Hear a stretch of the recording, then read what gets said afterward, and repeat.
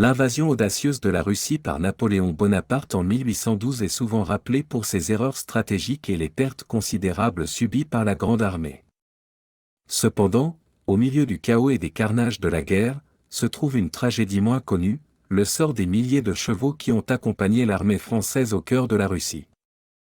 Ces nobles créatures, au nombre de 187 600 au début de la campagne, n'étaient pas de simples instruments de guerre mais des compagnons indispensables, essentiels pour le transport, le ravitaillement et les charges de cavalerie.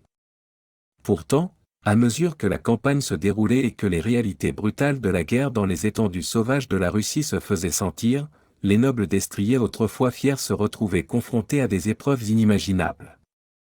L'hiver russe impitoyable, combiné à la pénurie de nourriture et aux exigences épuisantes de la marche continue, s'est révélé fatal pour bon nombre des chevaux de guerre de Napoléon.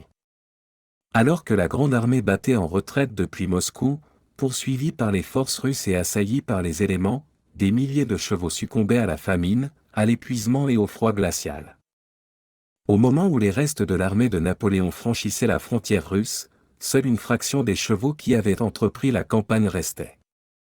Sur les 187 600 initiaux, seuls 1600 reviendraient en France, leur nombre décimé par les conditions impitoyables et la marche incessante du conflit.